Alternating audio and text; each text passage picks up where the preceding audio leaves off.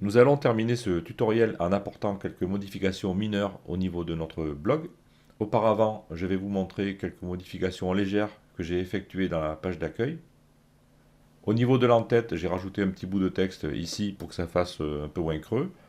J'ai supprimé une marge supérieure du H1 donné par Bootstrap pour le faire coller au niveau de l'image. Alors ceci est simple, au niveau du CSS, ici dans le fichier style.css, je me suis fabriqué une classe que j'ai appelée MUpReset avec un margin top à 0 et dans le header, au moment où j'applique ce H1, je lui rajoute la classe.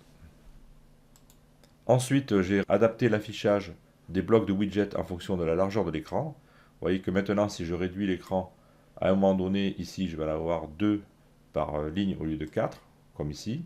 Et si je réduis encore plus, à un moment donné, je vais en avoir 1. Voilà, c'est plus propre, c'est plus joli, c'est responsive. Donc là, pour faire ça, c'est simple. Je reviens dans le code au niveau du fichier functions.php et rappelez-vous ici, dans la zone où j'avais déclaré sidebar et widget, je pouvais donner des identifiants et des classes dans l'élément beforeWidget qui encadre les widgets. Donc là, j'ai rajouté les classes de Bootstrap, donc call XS12, call SM6, call MD3. Alors rapidement, ça veut dire que pour les écrans de très petite taille, mon module va prendre 12 colonnes, donc toute la largeur de l'écran. Pour les écrans de petite taille, il va prendre 6 colonnes, donc la moitié. Ensuite, pour les écrans de taille moyenne et de grande taille, puisque la grande taille n'est pas précisée, c'est la taille d'avant qui l'emporte.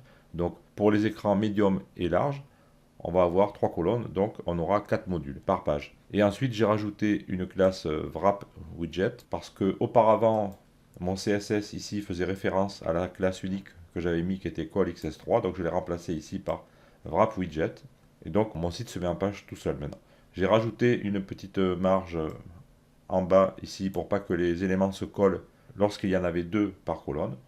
Voilà, c'est tout simple. Alors, bien sûr, j'avais dit que dans ce tutoriel, je ne m'étendais pas sur le design, mais bon, ça me démangeait un peu. Donc, voilà pour les petites améliorations que nous avons apportées au site. Et maintenant, nous allons améliorer le blog. Je suis de retour dans la page qui affiche le blog. Alors, rappelons-nous que par la configuration que nous avons choisie, nous avons en page d'accueil de notre site une page statique et par conséquent, le blog s'affiche dans une page à part qui est gérée par le template home.php, comme on le voit ici. Au niveau de ce template home.php, nous faisons appel au fichier content.php pour afficher l'élément de notre boucle, donc il est ici. Et dans ce fichier, nous faisons appel à une fonction qui s'appelle lgmac_give_me_meta, qui est ici, pour afficher les métadonnées que nous retrouvons ici. Nous allons regarder ce qui se passe ici, par exemple dans le cas de l'article 7 qui n'a aucune étiquette. On voit bien si je reviens dans le tableau de bord au niveau des articles, au niveau de l'article 7, qu'il n'a aucune étiquette. Et donc la page affiche avec les étiquettes et il n'y a rien, donc c'est pas très joli. Donc on va simplement rajouter un test pour qu'il n'affiche pas ce fragment de phrase lorsqu'il n'y a aucune étiquette au niveau de l'article. On pourrait se poser la question au niveau des catégories, mais les choses sont bien faites dans WordPress, on va le voir de suite. Par exemple, si je prends l'article 9 qui possède la catégorie 2, donc l'article 9 ici, si je le modifie rapidement pour y enlever la catégorie 2, et si j'enregistre, après avoir rafraîchi le site, je m'aperçois que WordPress fait bien les choses. Si un article a aucune catégorie, il lui rajoute d'office la catégorie non classée. Donc ça, c'est une bonne chose. Par contre, avec les étiquettes, ça ne se passe pas comme ça. Donc nous allons revenir simplement dans notre code. Au niveau de notre fameuse fonction lgmac_give_me_meta01 qui nous affichait les métadonnées dans notre template content.php, ici, lorsqu'on l'appelait. Donc dans cette fonction, nous allons faire juste un petit test, ici au niveau de cette ligne, pour l'afficher si la valeur $tags est différente d'une chaîne vide, simplement. Donc je vais me positionner ici par exemple, et là je vais taper if $tags. Et la condition que je vais devoir tester, c'est est-ce que cette chaîne de caractères n'est pas vide. Alors à ce moment-là, je vais utiliser la fonction de PHP strlen qui me donne la longueur de la chaîne de caractères. Donc je l'encadre ici avec cette fonction et je teste si cette longueur était supérieure à 0, tout simplement. Donc si cette longueur est supérieure à 0, eh bien j'afficherai cette ligne, c'est-à-dire que je rajouterai à ma variable chaîne la chaîne de caractères avec les étiquettes plus le nom des étiquettes. Et si ce n'est pas le cas, la ligne ne sera pas exécutée. Donc je rajoute ici un indif pour fermer ma condition. J'enregistre. Je reviens sur le site. Donc j'ai repéré que l'article 7 n'avait aucune étiquette. Je rafraîchis. Et je vois donc ici que la mention avec les étiquettes sans rien à côté ne s'affiche plus. Voilà, c'est une chose simple, mais c'est l'ensemble de tous ces petits détails qui fera un site de qualité. Ensuite, nous allons mettre en place une pagination dans notre blog. Car nous voyons bien que ici, 5 articles s'affichent seulement, alors qu'en réalité, nous en avons beaucoup plus que ça, c'est-à-dire 11 actuellement. Et nous avons défini au niveau de réglage lecture que nos pages affichaient au plus 5 articles. Donc c'est pour ça que nous en voyons 5 ici. Je peux m'amuser à réduire ce nombre, par exemple. D'ailleurs, on va le faire pour nos essais à 3, comme ceci, et enregistrer.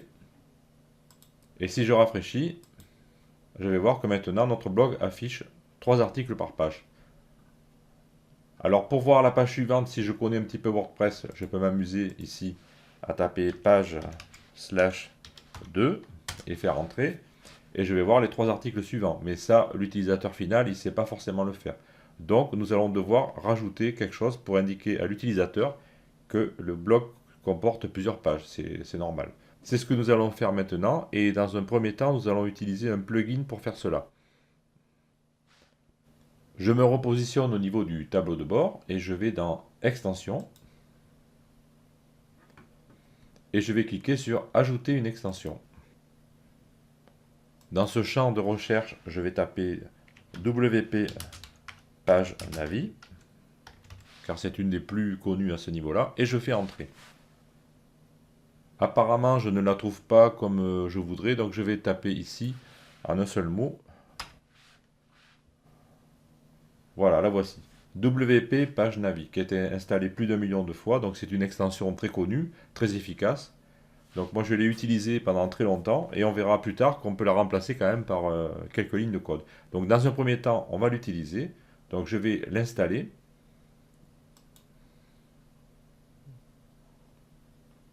Ensuite, je vais l'activer. Donc je vois qu'elle est bien déclarée dans les extensions installées, puisqu'elle est sur fond bleu. Je vais cliquer sur Afficher les détails pour atteindre la page de documentation. Et au niveau de l'installation, on nous dit en fait que simplement pour utiliser cette extension, il suffit de rajouter cette commande ici, WP underscore page Navi. Donc c'est un appel de fonction, il faut rajouter ceci à l'endroit où nous voulons afficher une pagination. Voilà, tout simplement. C'est ce que nous allons faire maintenant. Je reviens au niveau du blog pour repérer l'endroit où je vais insérer cette commande. Donc mes articles sont affichés ici. Je fais apparaître Firebug. Je vais survoler la zone, voilà, pour bien me rappeler que j'avais un élément conteneur ici de Bootstrap. Donc je vais vraisemblablement afficher la commande juste avant la balise de fermeture de ce conteneur. Donc je referme ici, je rebascule dans le code. Nous utilisons le fichier home.php, donc le conteneur est ici, il se termine ici. Donc là, avant la fin du conteneur, je vais rajouter ma commande WP page Navi. Simplement. Donc je vais l'indenter, voilà, pour qu'il se mette en face, comme ceci. Je sauvegarde. Je retourne sur le blog, je rafraîchis, et voilà, le miracle arrive. J'ai bien ma pagination qui s'affiche. Donc maintenant, si je clique sur la page 2, je vais voir la page 2. Je vois bien ici dans mon URL qu'il a actualisé l'URL en fonction du numéro de page. Je peux cliquer sur 3. Pareil, ça suit, etc. Donc on peut cliquer ici, je crois, pour avoir la première page. Non, c'est la page précédente. Donc on a un indicateur ici qui nous indique quelle est la page, etc. Cette solution est très simple, ça marche en 3 clics. Par contre, il y a des inconvénients, c'est que ça fait intervenir un plugin pour pas grand chose en fait. Si je reviens dans le code en ayant fait apparaître ici là, une barre de répertoire, je vais aller dans le dossier plugin de mon site. Donc je vais trouver mon plugin WP PageNavi et si je l'ouvre, voilà, je vais voir qu'il y a quand même un paquet de fichiers. Là, j'en compte déjà 1, 2, 3, 4, 5, 6, 7, plus un sous-dossier, un sous-dossier de dépendance, etc. Donc ça fait beaucoup de choses pour afficher un numéro de page. Alors, l'avantage, c'est que pour les gens qui ne sont pas habitués à développer et à mettre les mains sous le capot pour faire du code, on peut mettre une pagination en quelques clics, donc c'est très intéressant. Par contre, nous allons voir qu'il est possible de remplacer ce plugin par quelques lignes de code en les incluant dans notre fichier. C'est ce que nous allons faire de suite. Alors, je repasse au niveau de mon site. Je vais désactiver ce plugin et le supprimer, puisque nous allons le remplacer par du code. Au niveau de mon code, je vais enlever cette ligne qui ne me sert plus, et nous allons rajouter un autre fragment de code. En effectuant quelques recherches, on peut s'apercevoir qu'il existe au niveau de WordPress une fonction qui s'appelle Paginate Links, qui est ici. Donc au niveau du codex, vous avez toute la documentation qu'il faut reprendre, hein. On vous donne un exemple, etc. Donc le fragment de code, nous allons le rajouter dans notre fichier home.php. Je me positionne avant la fin du conteneur et je colle mon fragment de code, comme ceci. Donc voici le code qui est dans une division de classe row ici. Et lorsque il va s'afficher, il sera dans une division de classe callxs12. Alors nous faisons un appel à la fonction PaginetLinks tout simplement en suivant les recommandations de la documentation. Là je n'ai fait qu'appliquer ce que la documentation préconisait. Il ne faut pas oublier de globaliser la variable $WP_query afin de pouvoir utiliser la propriété ici maxNumPage pour calculer le nombre total de pages. On doit déclarer un nombre ici avec la variable $big qui est très très grand pour être utilisé en plus. Alors je ne sais pas exactement, j'ai pas compris exactement ce qui se passait sur cette ligne, mais enfin il faut l'utiliser tel que, et ça marche. Il ne faut pas oublier dans le format d'utiliser le format des permaliens que nous avons défini dans WordPress.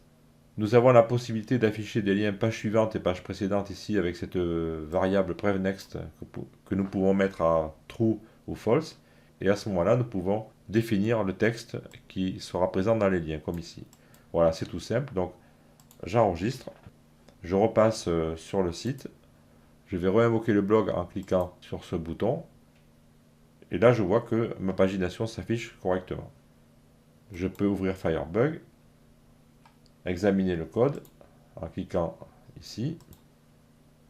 Donc, je vois qu'il a bien créé la division de classe callxs12 avec ma classe personnelle LGMAC Pagination. Et si j'ouvre ce div, donc WordPress a créé le système de pagination en rajoutant des classes spécifiques telles que PageNumbers. On a même une classe current ici qui s'affiche pour la page courante. Donc actuellement c'est la page 1. Si je clique par exemple sur la page 3, je vais voir ici en réouvrant le div que la page 3 ici, voilà, possède la classe current. Tous les autres numéros de page auront un lien. Le chiffre correspondant à la page courante n'a plus de lien, c'est normal, on n'a plus besoin de cliquer dessus, et il a la classe current. Donc tout est en place pour vous, si vous voulez rajouter votre propre style CSS. Et d'ailleurs, à ce sujet, nous pouvons revenir dans la feuille de style, et nous allons voir que j'ai préparé 3 petites lignes de code CSS, toutes simples, comme ceci. Je vous laisse les regarder. Alors, encore une fois, je ne vais pas dans le détail pour la présentation, mais je vous montre quand même ce qu'on peut faire. Donc, j'ai rajouté des valeurs de display, du padding, etc., des margins, couleurs de fond, etc. Donc j'enregistre ceci. Et si je reviens sur mon site et que je réactualise, voilà, j'ai recréé un peu de style qui ressemblait un peu à PageNavi. Alors tout ça, en fait, vous voyez que ça tient dans ici 3 lignes et ici une 10-12 de lignes. On a remplacé tout le plugin WP PageNavi. Donc c'est un choix à faire, on a gagné aussi en performance parce qu'on a beaucoup moins de fichiers à charger, etc. Donc ce sont des choses à bien considérer. Un plugin c'est bien, ça peut rendre des services. Il y a des plugins très complexes qui seraient très difficiles à faire par soi-même, mais dans certains cas, il faut éviter un peu la course au plugin, en mettre dans tous les sens, parce que là, dans le cas de la pagination, nous avons vu qu'avec au maximum une vingtaine de lignes de code, nous pouvons remplacer un plugin qui contenait au moins une bonne vingtaine de fichiers. Et bien sûr, l'idéal serait d'incorporer tout ce code dans une fonction que nous pourrions appeler plusieurs fois à l'intérieur de notre site. Nous arrivons à la fin de cette deuxième partie du tutoriel consacré au codage d'un thème dans WordPress. Dans une troisième partie, nous pourrons éventuellement rajouter un slider dans la page d'accueil. Ensuite, nous pourrions créer un plugin avec des custom post types et regarder comment tout cela fonctionne. Donc on verra ça éventuellement dans une troisième partie. Voilà, je vous dis à bientôt. Au revoir.